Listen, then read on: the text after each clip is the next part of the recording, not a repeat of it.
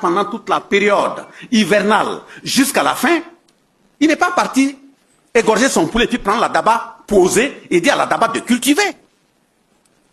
Depuis qu'un paysan est parti en brousse, déposer son daba et puis dire à la daba de cultiver.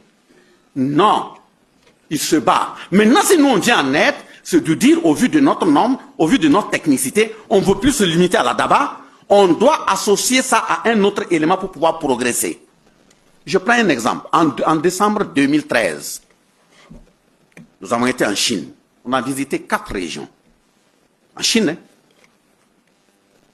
ils ont des machines de production de trains, d'avions, ainsi de suite. Tous les Chinois, compris, du chef de l'État, jusqu'aux Chinois là, leur templisme là, il ne faut pas t'amuser, hein. Je répète, leur temple de bouddhisme. Si vous avez un frère ou un ami qui est là-bas présentement, appelez-lui, demandez-lui. Quand vous arrivez, c'est eux qui vous amènent dans leur boutique pour vous dire, avant de rentrer dans le temple de bouddhisme, voilà les éléments constitutifs que tu dois acheter. Les types de bougies, les types de baguettes, les types de poudre. Quand vous achetez, y compris eux-mêmes, malheureusement, on avait 2 guides. Il y a un avion qui a disparu dans l'espace qui, jusqu'à présent, on n'a pas trouvé. On a dit oui, on a vu un paysan en Australie, il a vu des feux de flammes, de quoi. Jusqu'à présent, on n'a pas trouvé des traces de l'avion. Ça avait 217 personnes à bord, dont les 2 guides là étaient à l'intérieur. Donc, vous arrivez à 10 mètres, vous vous déchaussez. Y compris les dirigeants chinois. Vous vous déchaussez. À 5 mètres, vous retournez, vous marchez à reculons. Et quand vous rentrez, c'est eux qui vous indiquent les positions. Eux, ils ont déjà pris leur position. Ils font leurs incantations avant de vous positionner. Mais quand ils sortent là, mais cela ne veut pas dire que ce n'est pas un scientifique. Ne vous laissez pas mettre croix sur votre entité psychique. La deuxième bataille, c'est la question alimentaire. Vous prenez un bol, un petit bol de riz, vous mettez dans une grotte marmite, vous mettez le feu, ça bout et puis ça gonfle, ça remplit la marmite. Comment un petit riz peut gonfler et puis remplir la marmite? Et malheureusement, on a vu un ministre dans le temps qui a tenu une conférence au CBC. Quand on est revenu sur la question, il dit non, que c'est parce que les Burkinabés aiment le riz d'Inkatia. Vous savez ce que ça veut dire? Que les Burkinabés aiment le riz à beaucoup d'enfants. Quand tu as beaucoup d'enfants, tu as ça là, bon, tu arrives à te nourrir. Ils ont mis quel produit dans le riz? Vous croyez que c'est ça qu'ils consomment chez eux? Des moments, on amène même des produits qui sont à un niveau même un animal ne doit plus consommer. En 2012, notre brave entité, institution de la douane a même informé de façon publique qu'il y a des produits qui ont été déversés au Ghana. Parce qu'on a trouvé que même des porcs ne doivent pas consommer ça. Mais on a trouvé des frères burkinabés qui sont dans le commerce, payer des sacs neufs pour aller en sachet coudre et puis amener et vendre. Voilà ce que nous sommes. Aujourd'hui, vous trouvez des enfants de 18 ans, 19 ans qui vont à l'hôpital, on dit qu'ils ont la tension. Mais un enfant de 18 ans, 20 ans qui a tension, lui, il est marié depuis quand? Ah, madame, je n'ai pas dit que mariage donne tension. C'est pas ce que je vais dire. Vous voyez ce que c'est? Donc, il a mangé quoi? Des types de cancers dont on ne connaît même pas la nature. Ça se développe. On dit, oui, qu'on était ensemble le matin, mais on ne comprend pas, on vient de dire qu'il est décédé le soir. Qu'est-ce qu'il a tué? C'est comme si on marchait tous malades, liés à leur consommation. Donc, on a dit, il faut aller vers l'autosuffisance alimentaire. Combien de machines sont rentrées? Combien de motoculteurs sont rentrés? Combien de quantités d'engrais sont rentrées? Et dans ça, on dit de gérer pour qu'il y ait l'autosuffisance alimentaire. Mais regardez notre comportement. Vous allez trouver un Burkinabé, l'engrais arrive dans le village, ou bien dans le quartier, ou bien voilà. En province, on dit de vendre à 5 000, 5 000. Lui, il tourne ça dans le noir, il va aller faire vendre à 15 000. Est-ce que des gens comme ça sont prêts pour le développement? On envoie un tracteur pour cultiver le champ de tout le monde. Bon, c'est pas seulement qu'il y a des politiciens et ses amis, ils veulent détourner, et puis maintenant cultiver seulement leur champ. C'est ça la souveraineté? Donc, vous voyez que ce côté également, la bataille est rude. Je prends le cas de l'OMC, l'Organisation mondiale du commerce. On veut venir extraire nos produits, il faut que ça ait se transformer chez eux, et puis ils reviennent nous vendre cher. Et regardez le simple coton qu'on utilise pour nettoyer les compresses. Ce n'est que la semaine passée que le chef de l'État a dit, on ne peut pas être un producteur de coton. Et puis on n'est pas capable de transformer ce coton sur place. Il a lancé l'usine, non? Et regardez combien d'emplois ça va créer. Ça veut dire d'ici un an, s'il plaît à Dieu, on ne va plus avoir besoin de commander des compresses de l'extérieur. Notre coton et ainsi de suite, on va l'utiliser ici. Et même quand ils faisaient les compresses chez eux, qui peut être sûr que même en termes d'attaque biologique, ils ne mettaient pas des éléments sur certains éléments pour nous envoyer? Que ce soit Waïguya, que ce soit Bobo, que ce soit Kaya, et bien d'autres localités. Sur les nets là, il y a eu des informations et des photos qui ont circulé indiquant que nos médecins sont de très haut gamme. Comment on peut faire une intervention sur le crâne avec une pioche qui a traversé des barres de fer qui vont jusqu'à la colonne vertébrale? Ça veut dire que c'est le matériel qui manque et non les capacités intellectuelles. Donc, il faut travailler maintenant pour les avoir. Et travailler pour les avoir, c'est savoir, comme je l'ai dit tantôt, d'où on vient, où on part. Et le dernier élément que je prends à ce niveau, c'est la question de la justice. Et à poser la question avec la justice de la CEDEAO. On vient de sortir de la Cour pénale internationale. Et nous avons dit que nous sommes en train de créer la Cour de justice confédérale. Et si la Cour de justice confédérale est créée, elle est bien habilitée à gérer ce type de questions.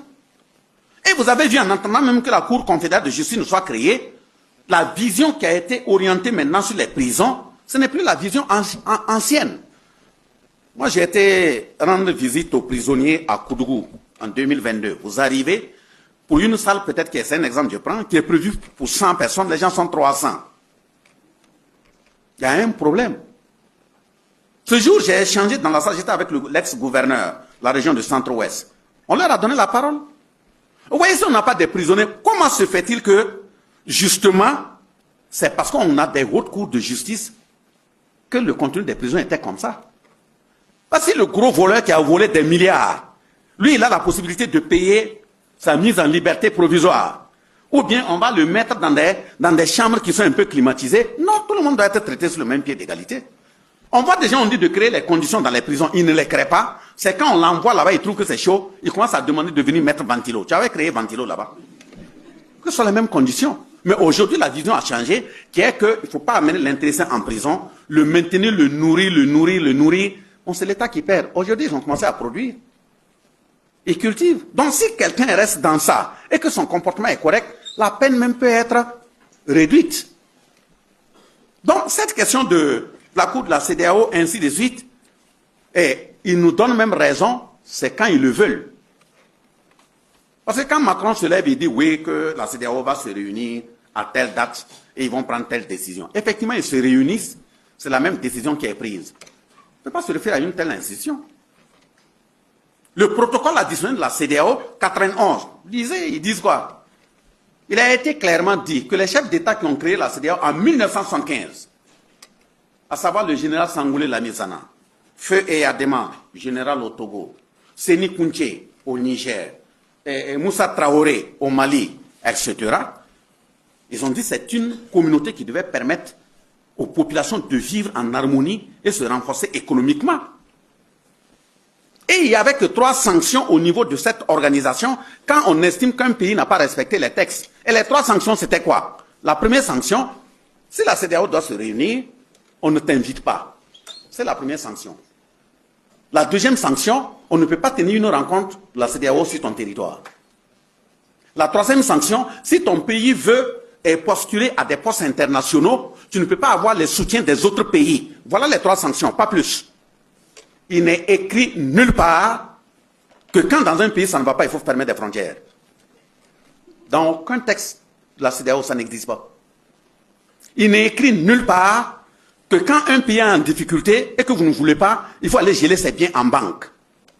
Même le règlement intérieur qui gère la Banque centrale dit à son article 4 que ces banques sont souveraines et indépendantes, sont hors d'injonction politique.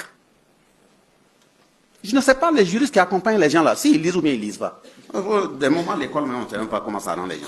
Il y a un problème. On te dit la banque est indépendante, on ne doit pas geler les biens des gens, vous gelez. Depuis quand on doit fermer des frontières pour que des médicaments ne rentrent pas? Ce n'est jamais dit.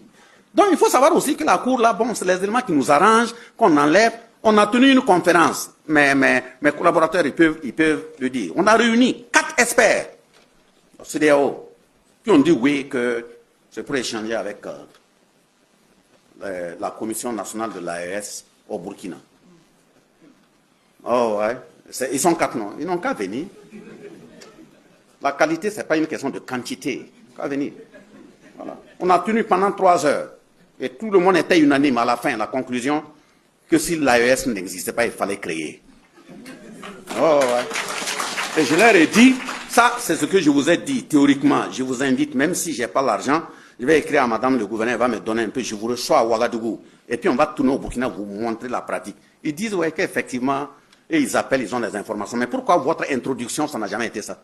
Chacun a ouvert son cahier, ton introduction s'est allumée sur l'AES. Attendez, on arrive. C'est eux-mêmes maintenant qui rentrent dans les données économiques de notre pays pour dire ah oui, en tout cas, les données économiques là, ce qui a été diffusé, vraiment ces pays-là avancent, c'est bien. Ah, réveillez-vous vite. Nous on est devant, on va avancer. Donc vous voyez que la bataille n'est pas petite.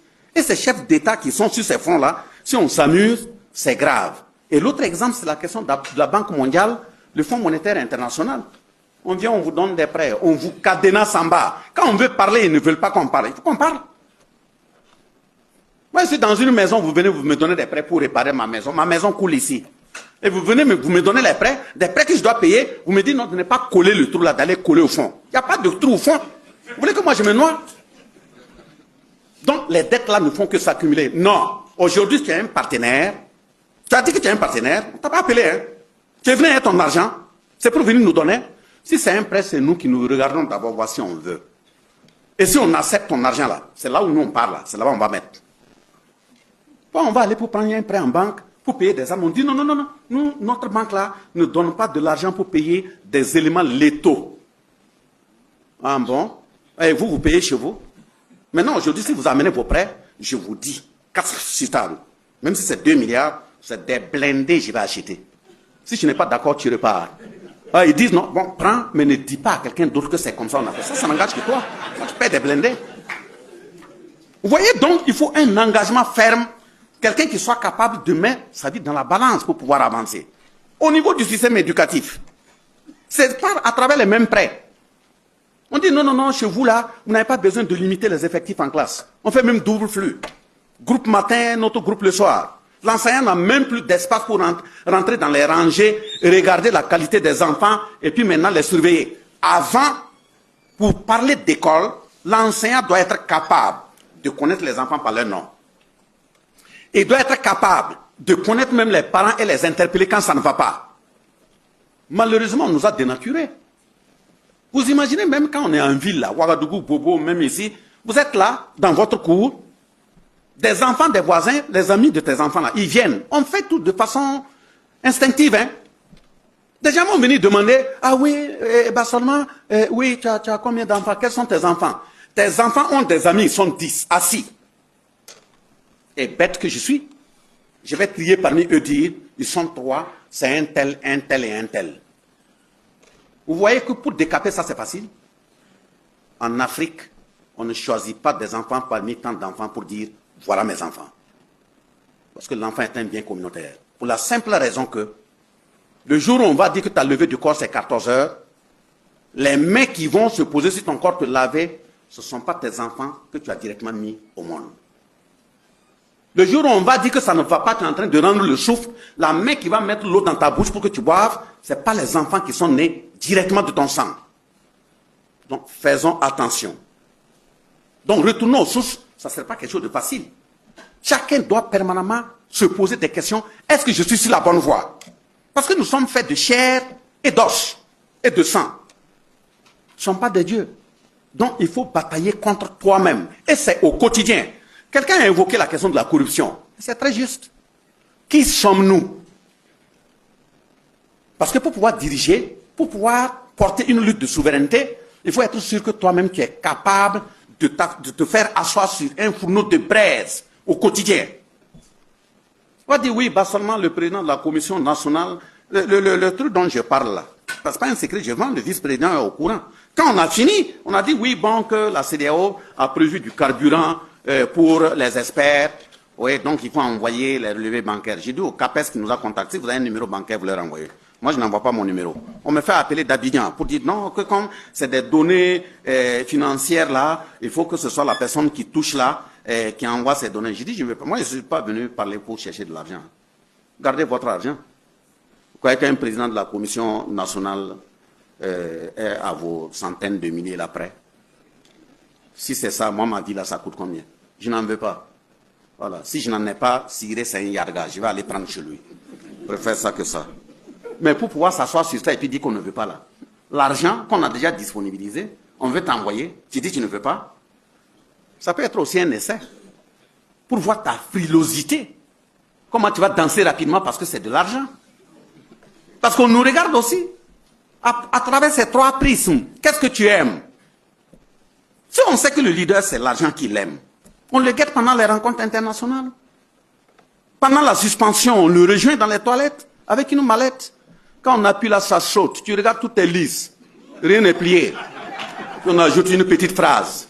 Pour dire la vie là est difficile, ça peut régler quelque chose. Ouais. Et quand tu prends, tu reviens, tu t'assois, pendant les discussions, tu ne peux plus parler. Hein.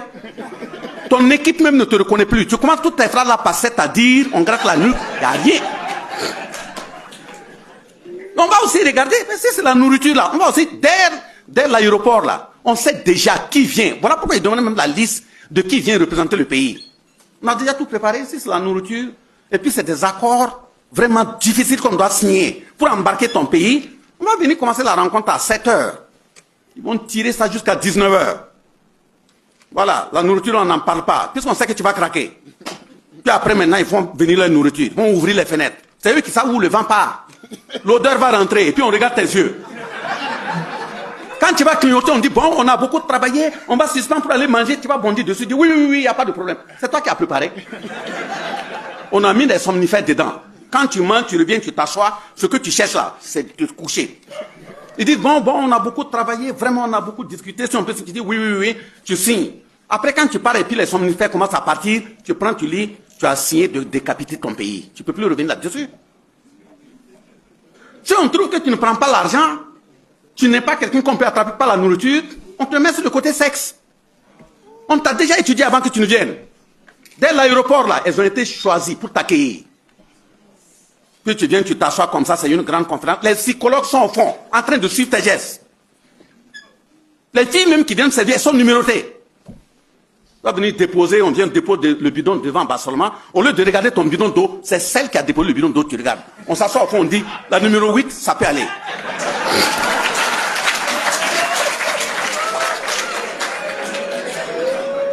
Toi qui as préparé ton hôtel, pas toi qui as préparé l'hôtel, dont les caméras sont fixées. C'est pas pour demander au FDS, est-ce qu'avant on recrutait les femmes dans la gendarmerie, la police et autres là. Ils savent pourquoi ils le font maintenant. Moi, seulement en tant que garçon, on me donne un dossier d'enquête. Je vais faire 1 an, 2 ans, les résultats ne rentrent pas rapidement. Mettez dans les mains d'une fille qui est de la police ou de la gendarmerie, elle va dans un maquis, elle va se transformer en vendeuse de maquis, tu viens, voilà, elle va te faire les approches, voilà, elle va te toucher les oreilles, tu vas tout dire, et puis elle va écrire, aller te poser. Donc vous voyez que c'est pas simple. Donc si tu te lèves chaque matin, tu es obligé de batailler contre toi-même en tant que dirigeant.